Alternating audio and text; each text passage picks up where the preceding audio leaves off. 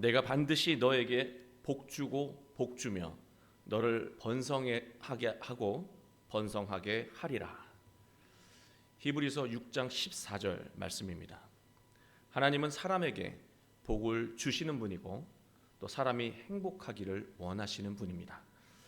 하나님은 사람이 행복해질 수 있는 가장 완전한 길을 허락해 주셨습니다. 바로 예배입니다. 우리는 누구나 문제를 가지고 살아갑니다. 마음의 문제, 건강의 문제, 가정의 문제, 그리고 직장의 문제, 또 관계의 문제가 있습니다. 이러한 여러 문제들이 우리의 마음을 짓누르고 우리의 삶을 지치게 하고 있습니다. 문제가 있다면 반드시 답을 찾아서 해결해야 합니다. 답을 찾지 않고 그냥 참고 살아가는 것은 병을 방치하는 것처럼 위험한 일입니다. 인생 속에서 겪게 되는 모든 문제의 답이 바로 예배 안에 있습니다. 하나님께 드리는 예배 안에 완전한 답이 있다는 말씀입니다. 그런데 오늘날 교회가 사회적으로 문제가 되고 있습니다. 세상의 문제의 답을 제시해 줘야 될 교회가 오히려 세상을 힘들게 만들고 또 문제가 되고 있다는 말씀입니다. 그러나 저는 목사로서 단호하게 말씀드립니다. 교회는 바로 예수 그리스도의 몸입니다. 교회가 잘못된 것이 없습니다. 다만 예배를 잘못 이해하고 나쁜 마음으로 예배를 드려온 목회자와 교인들, 바로 우리가 문제를 일으켰던 것입니다. 1절 말씀을 보시면 너희 몸을 하나님이 기뻐하시는 거룩한 산 제물로 드리라. 이는 너희가 드릴 영적 예배니라. 하나님이 기뻐하시는 예배를 드리지 못했기 때문에 예배의 능력도 함께 사라진 것입니다. 실제로 하나님께 예배를 드릴 때 이 예배 안에서 자신이 찾던 답이 있다고 확신하면서 예배를 드리는 교회는 그렇게 많지 않습니다. 우선 예배에 참여하면 하나님은 자신을 기특하게 여기시고 알아서 나의 문제를 해결해 주실 거라고 그렇게 상상을 합니다. 결국 예배가 기분 좋은 상상을 하는 시간이 되어버린 것입니다. 또 어떤 분은 이렇게 생각해요. 지금 자신이 겪고 있는 문제와 설교의 주제가 다르다고 판단이 되면 그때부터 집중력이 확 떨어집니다. 그러나 사실은 하나님께서 지금 너에게 더 시급한 게 이 말씀이라고 하는데 본인은 지금 시급한 게 이 말씀이 아니라 다른 것이라고 생각하기 때문에 집중하지 않는다는 것이죠. 하나님과 자신이 원하는 답의 우선순위가 다른 것입니다. 그럼 어떤 우선순위를 우리가 따라야 하겠습니까? 모든 말씀들이 지금 나에게 필요한 말씀이라는 거예요. 또 어떤 분은 이렇게 생각을 합니다. 하나님께 예배를 드린다고 실제로 문제가 해결되지는 않지. 예배를 드리면 마음이 편해지니까 드리는 거지 하는 교인도 만나본 적이 있습니다. 그래서 예배가 시작되면 잠이 옵니다. 불편한 예배당에서 잠을 자는 것은 사실 비난한 일은 아닙니다. 얼마나 삶이 힘들고 고단했으면 교회에 와서 그 불편한 교회에서 마음이 편안해지겠습니까? 그러나 생각을 조금만 바꿔보면 답을 얻을 수 있는 시간을 조금과 맞바꾼다는 것은 너무나 안타까운 일이 될 것입니다. 예배 안에 회복의 길이 있고 예배 안에 행복한 삶의 원형이 있습니다. 예배의 의미를 올바로 정립하고 하나님께 진정한 예배를 드릴 수 있다면 우리의 인생 가운데 우리는 강력한 힘을 얻게 되는 것입니다. 오늘 말씀은 예배가 변질됨에 따라 예배의 능력도 함께 사라져버린 초대교회에게 참된 예배가 무엇인지를 바울이 가르쳐주는 대목입니다. 예배를 이해하기 위해서는 먼저 구약의 제사의 의미를 우리가 이해해야 될 필요가 있습니다. 구약의 제사는요, 하나님과의 관계를 가로막고 있는 우리의 죄를 제물과 함께 없애는 과정입니다. 하나님 앞에서 죄를 지은 자는 마땅히 죽어야 합니다. 그러나 하나님은 죽이지 않으시고 기회를 주셨어요. 흠이 없는 동물을 대신 죽이라고 하셨습니다. 그리고 자신의 죄 때문에 죽어가는 동물과 자신을 동일시합니다. 내가 죽어야 될 존재인데 저 흠없는 동물이 나 대신 죽어 불타는구나. 그리고 그 광경을 보면서 자신의 죄를 뉘우치고 불로 사라져가는 제물과 함께 자신의 죄도 함께 소멸하는 것, 그게 바로 제사의 본질입니다. 결국 새로운 삶을 결단하게 만드는 것이 제사의 목적이었는데 이스라엘 백성들은 제사의 의미와는 무관하게 제사를 드렸습니다. 아니, 제사에 관심이, 제사를 드리는 그 의미에 관심이 없었습니다. 그냥 죄짓고 제사 지내고 죄짓고 제사 지내는 것을 일처럼 반복했습니다. 이처럼 죄가 소멸하지 않는 의미 없는 제사를 반복하면서 이스라엘 백성들은 영적으로 죽어갔습니다. 하나님은 의미 없이 드리는 예배를 역겹다고 말씀하셨습니다. 그래서 예수님을 보내셔서 제사를 새롭게 하셨습니다. 그것이 바로 초대교회에 드렸던 예배입니다. 흠이 없는 예수님, 아무 잘못이 없는 그 예수님이 십자가에서 죽으시는 것을 보고 바울은 예수님이 우리를 대신해서 죽은 완전한 희생 제물이었음을 깨닫게 됩니다. 나 대신 흠이 없는 희생 제물이 되신 예수님, 그 예수님이 죽어 가신 그 십자가를 우리가 생각하며 나의 죄를 회개합니다.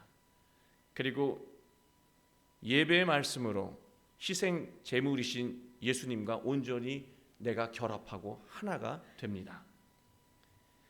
일반 제물은 제단에서 불타는 것으로 사라지지만 예수님은 그 죽음을 이기시고 부활하셨습니다. 그리고 우리의 삶 가운데도 부활하셨습니다. 그러나 교회의 예배도 구약의 제사처럼 드리기 시작했습니다. 결국 예배의 능력을 모두 잃어가고 있었다는 말씀입니다. 본론으로 들어가기 전에 나는 지금 예배자로서 예배를 드리고 있는데 예배의 능력을 충분히 누리며 살아가고 있는가? 먼저 자신을 진단하면서 말씀을 들으셨으면 좋겠습니다. 바울은 올바른 예배를 말합니다. 다시 한번 1절 말씀을 우리가 함께 읽겠습니다. 그러므로 형제들아, 내가 하나님의 모든 자비하심으로 너희를 권하노니 너희 몸을 하나님이 기뻐하시는 거룩한 산제물로 드리라. 이는 너희가 드릴 영적 예배니라. 영적 예배라고 번역한 이 영적이라고 하는 단어, 이 로기코스라고 하는 단어는요, 사실 영적이라고 번역하기보다는 합당한 예배다, 이치에 맞는 예배다가 더 정확한 뜻입니다. 그러니 구약의 제사의 의미를 너희가 정확하게 알고 또 그래서 지금 하나님께서 그 예배를 우리에게 주셨다는 것을 알고 예배를 드린다면 이치에 맞게 예배를 드려야 하지 않겠냐라고 하는 말씀이에요. 방금 제가 구약 제사에 대한 의미를 설명해 드렸잖아요. 흠없는 동물, 그게 나 대신 나의 죄값을 치르기 위해 죽습니다. 그리고 또 불탑니다. 소멸됩니다. 그것을 보면서 내 자신을 회개하고 내 죄도 함께 그 불로 소멸시키고 새로운 피조물로, 새로운 삶으로 거듭나는 것이 제사의 본질인데 그런 것을 알았다면 너희가 이렇게 예배드리면 안 되고 합당한 예배를, 이치에 맞는 예배를 드려야 하지 않겠냐라고 바울이 말한 것입니다. 하나님이 원하시는 합당한 예배는 이런 거예요. 몸을 하나님이 기뻐하시는 거룩한 산제물로 드리는 것, 그것이 바로 하나님이 원하시는 합당한 예배입니다. 여기서 몸은요, 육체가 아닙니다. 육체라고 생각하면 이단 종교가 되는 것이죠. 인신공양이 되는 겁니다. 여기서 몸이라고 하는 건 소마, 삶을 말합니다. 삶이 제사이고 우리 자신이 바로 제물이 되라는 것입니다. 결국 실제적인 말씀의 순종이 이치에 맞는 예배라고 말씀한 것입니다. 우리가 말씀을 들어도 말씀을 따를 수 없는 여러 가지 이유가 다 있어요. 그냥 아무 이유 없이 말씀에 순종하지 않는 것은 아닙니다. 다 나름의 이유가 있어요. 시간이 부족하고 바쁘고 어렵고 여러 가지 이유가 있습니다. 아프고 말은 하진 않지만 아깝고 여러 가지 이유가 있어요. 그러나 우리가 우리를 사랑하시는 하나님을 믿고 말씀 순종하는 것으로 하나님을 예배하면 하나님은 우리의 마음도 바꿔주시고 우리가 예상하지 못한 방법으로 우리의 모든 문제를 해결해 주신다는 말씀입니다. 예배는 하나님이 기뻐하시는 예배를 드려야 합니다.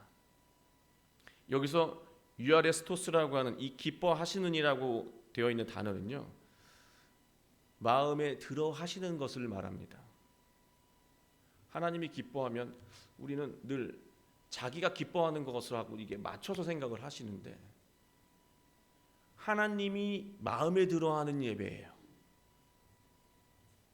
그런데 우리는 내가 마음에 들어 하는 예배를 드리고 싶어 합니다. 나에게 필요한 말씀이 따로 있어요. 그래서 아까 말씀드린 대로 내가 지금 겪고 있는 문제와 주제가 다르면 바로 주무시기 시작하고 딴 생각하기 시작하죠. 내가 원하는 예배가 있어요. 내가 듣고 싶은 말씀이 따로 있어요.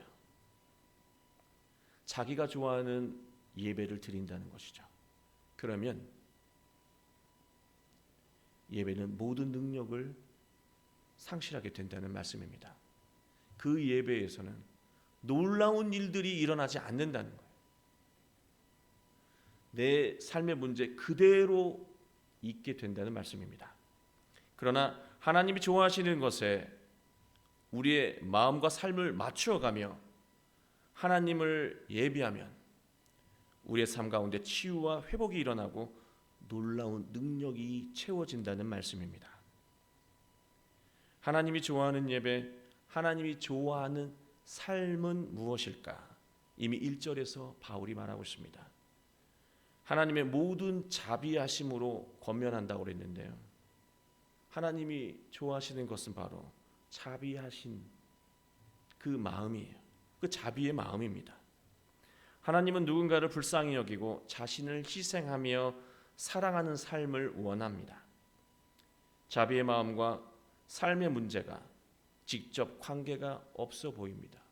누군가를 불쌍히 여기고 희생하고 사랑하는 것이 지금 내 자녀의 문제, 내 경제적인 문제, 내가 고민하는 문제와 무슨 관계냐는 거죠. 그 사람하고 어떤 갈등이 있다면 불쌍히 여기는 것으로 그 갈등이 해결이 되겠지만 전혀 긍휼히 여기는 것과 답이 다른 문제인데 긍휼이 하나님이 원하시는 삶이라고 우선이라고 한다면 우리는 이해가 잘 안 될 수 있습니다. 그러나 하나님의 자비의 마음으로 예비하는 것, 살아가는 것은 모든 갈등을 해결합니다. 선한 상호작용을 일으킵니다. 우리가 거기를 못 봐요. 내가 좋은 마음으로 하면 바로 뭔가가 와야 된다 그렇게 생각하기 때문에 그 자비의 삶을 살지 못하는데요. 우리가 항상 하나님께서 주신 그 자비의 마음으로 모든 상황 속에서 살아간다면요, 선한 상호작용이 일어난다는 거예요. 내가 생각지도 못했던 상황 속에서 문제가 해결되기도 하고요, 내가 예상하지 못한 사람을 통해서, 계기를 통해서, 하나님의 선한 손길을 통해서 문제가 다 정리가 되기도 한다는 말씀입니다. 산제물이 되는 것이 하나님께서 원하시는 예배입니다. 산제물이 되는 것. 제물은 결국 우리 자신이라고 말씀을 드렸잖아요. 그렇다면 살아있는 제물, 그럼 죽어있는 제물도 있겠네요. 살아있는 나를 하나님께 예배해라. 그러면 죽어있는 나도 있다는 말이 될 것입니다. 그렇다면 우리는 무엇에 대해 살아있고 무엇에 대해 죽어 있습니까? 항상 하나님에 대해 살아계십니까? 우리의 마음이 무엇에 살아있냐는 거예요. 하나님의 말씀을 들었을 때 감흥을 느끼지 못한다면 나는 최소한 그 말씀에 죽어 있는 거예요. 하나님의 방식을 들었음에도 이건 내가 살 길이 아니라고 하면서 그 말씀에 순종할 수가 없고 반응할 수가 없다면 우리는 그 말씀에 대해 죽어 있는 거예요. 죽은 재물이 되는 거예요. 그러한 예배에서는, 그러한 삶에서는 하나님의 놀라운 계획이 전혀 일어나지 않는다는 거예요. 왜 힘들지 않습니까? 왜 부담이 안 되겠어요? 그러나 힘들고 부담이 되더라도, 어렵더라도 용기를 내고 하나님을 믿고 결단을 하고 한 걸음 또 한 걸음 하나님 말씀에 순종해서 나아간다면 여러분의 삶, 우리의 삶은 바로 산재물, 궁극적인 우리의 모든 문제를 해결하는 예배의 능력이 일어난다는 말씀입니다. 우리가 여전히 욕심에 반응을 하고 쾌락에 반응하고 불의한 방법에 솔깃하고 편법을 더 좋아하고 나쁜 것에 늘 반응하며 살아간다면 우린 죽은 제물로 예배를 드리는 어리석은 자가 될 것입니다. 2절 말씀으로 오늘 말씀을 정리할까 합니다. 이 세대를 본받지 말고 오직 마음을 새롭게 함으로 변화를 받아 하나님의 선하시고 기뻐하시고 온전하신 뜻이 무엇인지를 분별하도록 하라. 결국 모든 말씀들을 지금 정리하고 있지 않으십니까? 이 세대는 편법에 능한 세대예요. 속임수에 능하고 사람의 정직과 마음보다는 돈이면 해결되는 그런 자본, 물질이 근본이 되는 시대입니다. 공부도 돈이 되는 공부, 사람도 돈이 되는 사람, 일도 돈이 되는 일, 그게 자본주의예요. 거기서 살아가고 있어요. 원하든 원하지 않든 우리가 그 험악한 세상 속에서 살아가고 있습니다. 훼손될 수밖에 없는 환경 속에서 살아가고 있는 거예요. 그래서 우리는 하나님이 기뻐하는 산 제물로 예배를 드리는 것이 아니라 내가 세상 속에서 기뻐하는 그런 모습으로 제물이 되고 예배를 드리느라 예배의 능력을 체험하지 못하고 오히려 내가 기뻐하는 일 때문에 나는 고통을 겪고 괴롭고 고단하고 어려움을 겪습니다. 그래서 늘 산 제물, 바로 영적 예배를 하나님께서 원하시는 합당한 예배를 드릴 때 우리가 맞춰갈 때 우리의 분별력이 살아나고 이거는 하나님이 좋아하시는 행동이 아니야.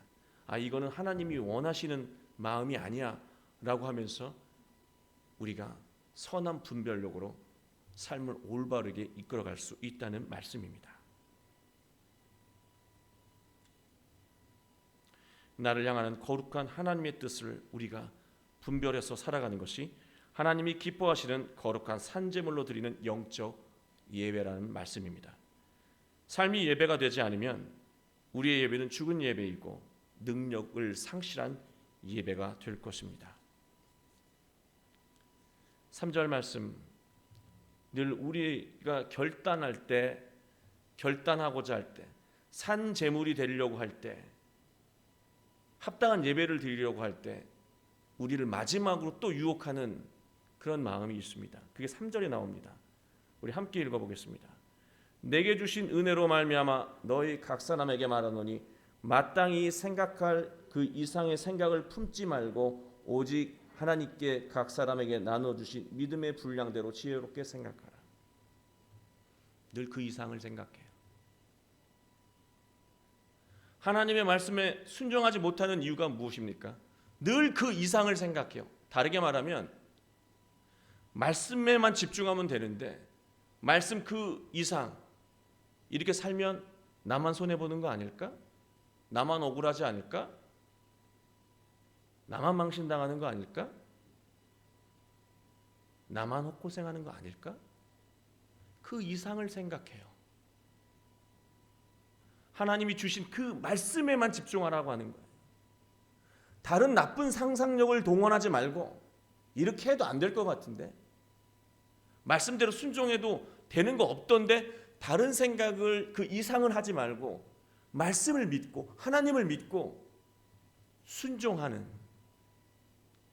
그 산제물로 드리는 그런 합당한 예배를 우리가 드릴 수 있다면 여러분의 문제는 그 살아있는 영적 예배로 모든 문제가 해결될 것이고 여러분이 여러 가지 두려움과 어려움이 있다면 그 두려운 마음이 용기로 변화될 것이고 여태까지 주저함이 있었다면 담대함으로 결단하며 승리의 길로 나아갈 수 있게 될 것입니다.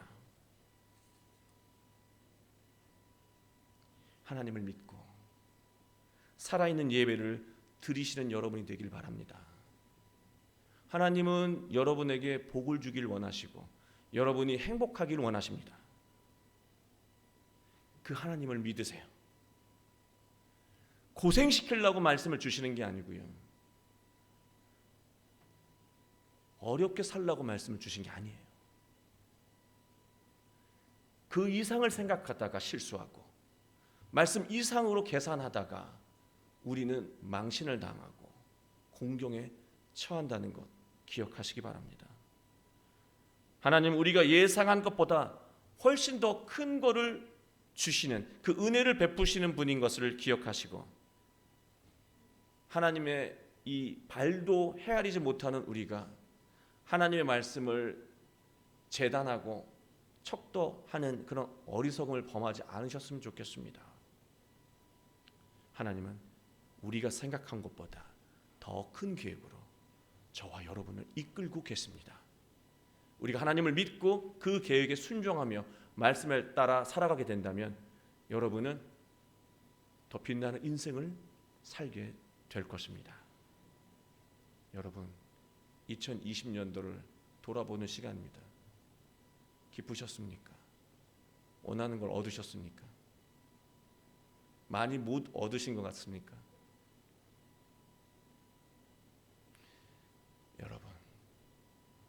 여러분은 예배를 얻은 분들입니다. 궁극적인 문제를 해결하는 그 마음의 한숨을 다 해결하는 예배를 얻은 분들입니다.